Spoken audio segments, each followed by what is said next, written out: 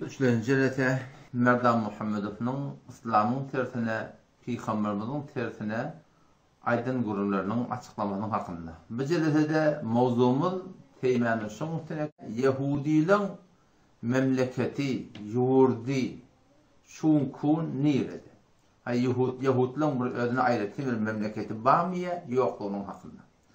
Elhamdülillahi Rabbil alemin ve salatu ve selamu ala seyyidina Seyyidil Enbiya vel Mursalin ve ala alihi ve sahbihi ecmaîn. Müslüman oğlum.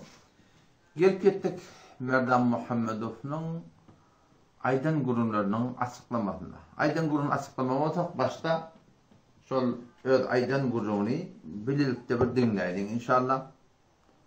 Bir böyle gururun ne? Bir form kepliği yaşlı adam. Ki şol Museviyle, Yahudiyle bir memleketin iyeti alak, bir yurdun iyeti alak, bir hükümetin iyeti alak, Musulmanla bilen şu Araplan arasındaki bolan uğruş değil, Yahudiler bir ağınsız adam edip bir cüdegane bir öldürüne yurdu ve ayalak edip kurruk etiyor. Kulağa teylan etti yanına, o da? Şimdi o topraklarda 40 yıllardan beri uruş devam ediyordu. Esasen Araplar bilen cühitlerin arasında, yani Musevilik bilen İslam'ın arasında dinlemesinde böyle bolyatı. Neyim şimdi deyilende? Yine kulağa o da? Şimdi o topraklarda 40 yıllardan beri uruş devam ediyordu. Ha, kimin arasında? Esasen Araplar bilen cühitlerin arasında, yani Musevilik bilen İslam'ın arasında dinlemesinde böyle bolyatı. Şimdi o da şun aydın gurrunu birlikte eşittik. Adamlara şu duyguyu veriyor ki şöyle Beytül Mukaddes'e avvallan Musulmansılıktan bärin aňyrsyn içimde ýokny. Musulmansılıktan bäri bolup duran vuruş Musulmanlar bilen Musevileň ýani Yahudileň arasynda diýip düşündirýärdi. Haniki Musulman dogalam haýsy bir adam kitap agtarsa, bilýärmi? Nädeken mewede kitaplan adam biri. Şu gurruny iki jihetden açykladym bolýar. Bilen Musulmansılık jihetden Musulmansılıkta Musulman doğuldum. Rabbimiz Allah Celle Celaluhu öz pak kelamında inelekem Ali İmran suresinin 110. ayetinde Doribat aleyhimud zilletu deyiptir. Şu Yahudilere zillet vuruldu. Şolara harlık vuruldu. Şöyle hemişe ayağa şaktı olacak. Şöyle hemişe zelil olacak. Şöyle hemişe har olacak. Şöyle hemişe horlanacak deyiptir. Ne diyeyim? Şunun hakkı bilip enkar ettirdi da. Doribat aleyhimud zilletu eynema tokifu. Her yerde varahın orada diyor. Her bir yurtta olsun. Burat olar barahim falanı öldürecek, burat barahim Hitler öldürecek, burat falanı öldürecek. Şu barın hemice şurada zillet kuruluptar Huday taraftan. Ne mi diyeyim? Şu Huday taraf aydan ne oraya bulmaktırlar diye. Kanu yekfuruna bi ayatillah. Şeriatı inkar eden şeyler oldular. Ve yaktulunel enbiya bi gayri hak. Nahak bilip durup yani peygamberlerin haklığını yine şoları öldürmekliği Huday taraftan şolara Sure Alam'ın 110. ayetinde ne mi diye? Doribat aleyhimud dilletu eynema tuqifu. Şol Yahudiler her yerde tapılan diye. Şolara zillet ba, hari ba, başaşaklık ba, zelillik ba, onlara üstünlük yok, onlara ayrıtı bir yurt yok, onlara ayrıtı bir memleket yok diye. İlla neler? Şöyle eğer bir baş üstünde bolacak bolsa diye Huday Taala. Bir aram bir giňişlikde ýaşajak da bolsa, bir nygmat üstünde ýaşajak da bolsa, kän şöyle basmyrlamajak bolsa milletin arasynda illa bihablin minallahi we hablin minan-nas. Şöyle bir tapdana ýykylyp bir ganimet ýylyň arasynda agrydy gelecek diye Huday Taala. Ne yaparım? İlla bihablin minallah. Ya öder Hudaýa dogurdujaklar. Ya Musulmanlar arasında gelip Musulmanlar Hudaýa dogurduruldy diýip, Hudaý peýgamberde şey diýipdir, bir de horlamaň diýip şoňa dayanmakly bilen we hablin minan-nas ya onun munyň fiinden ýabyşmaklyk bilen şu Yahudiler bir zatyň iýeti boljak, bir öýüň iýeti boljak, bir kän basmyrlajak gäle, kän harlanjak gäle Hudaý Taala. Ýani öyle şaýet okuran şuna edipdi, Yahudiler hiç ýokda memleket yok, hiç ýokda yurt yok. Hiç vakti onlara ayrıtayım bir keşfer bolacak değerlikti. Onda bir İsrail'le bununla, İsrail'in gurrunu neylekem, aynen şiyanki tefsire, Marful Kur'an şi mufti Mehmet Şefi Osmani rahmetullahi aleyh şu gurrunu açıklar. Avval 3. cildinin 110 tekrar sefetinde ne mi diye Çınanki sureti fe'li hükümeti İsrail'es. Şu kun İsrail'de ayrıtım hükümet öğünden kurugunu ben hiç sahibi basireti mahfiniz. Hiçbir akıllar da bunu anlaman durana kedel hakikat hükümeti İsrail, İsrail'in hükümetin öğüdü diyecek paygah müştereke Urupayiniz diye. Bırak Urupay'dan öğüden okuyamır padiganı mı diye. Urupay'dan öğülerine göre bir düzenliye bir Musulmanlar horlamadan şimdi uyuşup bir etkilerini uyuşulan yeri mi diye. Bu ançın niruyi benzer müneset. Şu kun İsrail'in şu tadı kudret var ornukta ayrı timir keşfer yurt görünüyor diye hemen mubteni bel kudreti digeranız. Onun arkana dayanıp dur diye. Her o kadar tenen habli minen nasi meydani.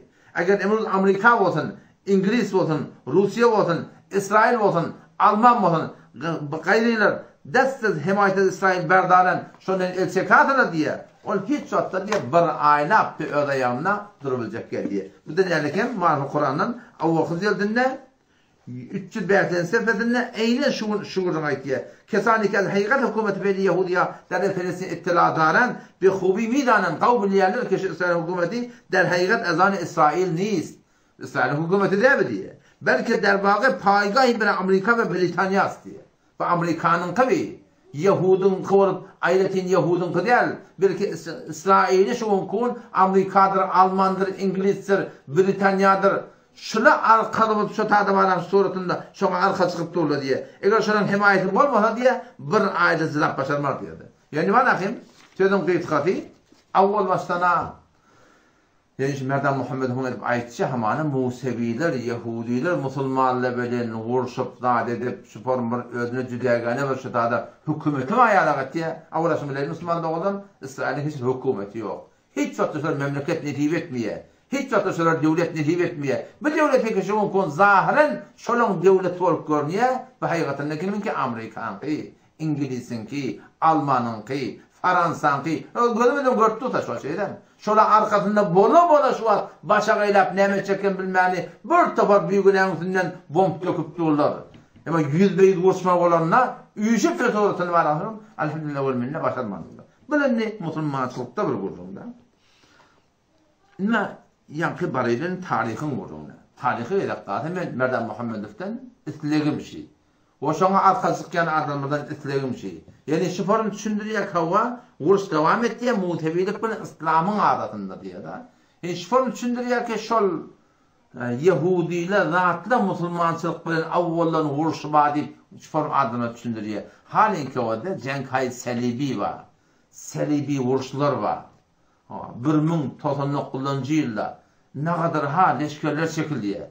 88 yıllarda şu taatını yankı Mesihiler bakıp alıyorlar. Kimlerden? Müslümanların ellerinden. Avvalla Müslümançılık şu dakikalarına zor bilen gelenler yok. Avvalla Müslümançılık şu dakikalarına Yahudilerle karşı duranlar yok. Belki Mesihiler bilen Haçperestler bilen karşı durup durdular.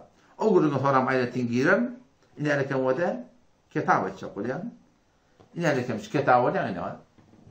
Tarihi Demeşk değil ya sana. Demeşk'ın tarihi. Bir ciltte değil, forum bu da inerken Selahaddin Eyyubi rahmetullahi aleyhin hakkında yazılan kitap. İnerken Şefaul Gıram diye bu da şu suratında Demeşk'ın, şu Beytül Mukaddes'in ne forum alınlığının hakkında o yadan adamı da İbn Kalenisi diye şu Demeşk'ın tarihinin hakkında yazanlar her kim isteyen mi olsa Bartın şu kitapları okuyutun şu Müslümanları ki Müslüman mı şu takbarakın barıktırlar. Kim bilen solh ediptirler. Kim bilen karşıdır vuruşuptırlar. Şu tadı Yahudiyle bile vuruşuptırlar mı ya yok. Haçperestle, Selibiyle, Mesihile bile vuruşuptırlar mı? Kim bilen sol parak sorusunu Beytül Mukaddes fethvolttur Müslüman doğdu. Ya inerken bu bir kitap inerken bu da dikkatın Türk dilinde yankı kitabı arasında sorusunda çıkarttırlar. Yankı İbn Kalenisi'nin kitabı da şu Zeydi tarih demiş tercüme edip Türkü dilde yazılı. Ya inerken Giyomski diye şu yani şu öyle adamlar o da inerken Giyomski'nin şu yankı Haçperest'ten inerken bu da şu kitap o da şu kitabı yani Rus dilinde bitirilen inerken öyle mi? Şulan öyle kitapları Giyomski'nin Haçperest'lerin yazılı ihbarat suratında hem Türkü dille hem Rusi dille şu hakkı açıklan ayrılan kitaplar Gidin görün Müslüman oğlum, okuyun şu kitapları. Kaya şu kitaplarda Şimhardan Muhammed'in aytiyanları Müslümanla, Arapla, Müslümanla da ne? Böyle Arapla denk şöyle da.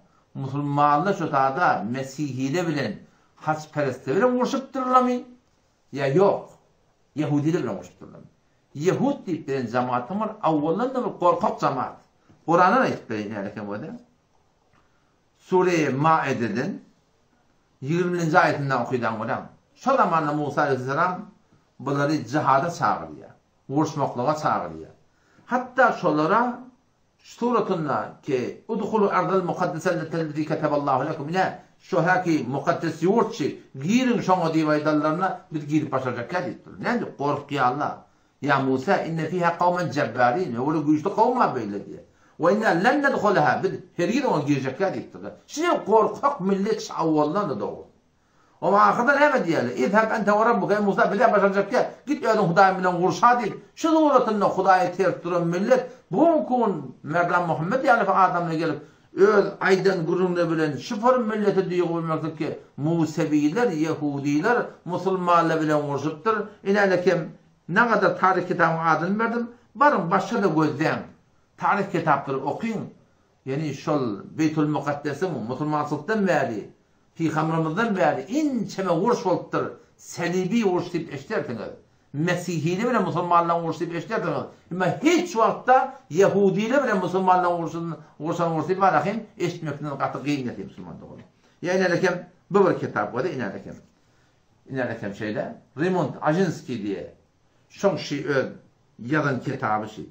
Ve aynı şu kitabı inalekem Rus dilinde de kavulup şunmarakim bütünden kitaplan bir şey. Şu da var ahim yankı adını okuyma o da var ahim inalekem İngilizce History this Francisco Pertins Ursalim diktir da. Yani şu tadı var ahim şu Ursalim'de Mesihile dağıtlar ne kadar zulümler etti Müslümanların hakkında diye de. Hani Yahudilerden artmam yok. Yahudiler hemişe onun bunun tıyından yapışıp ay bir de dağıttığımız henüz bol ya deyip baş doğrultunda kaptarla kırakta yaşat veren millet buna. Yani alekem bu bir kitap eğer adım bilme otam. Yani alekem kitap şu kitap Livanyen şehirden Fransa'dan Emin Malouf diye. Şu hatta belli oluşuna hayatta da var.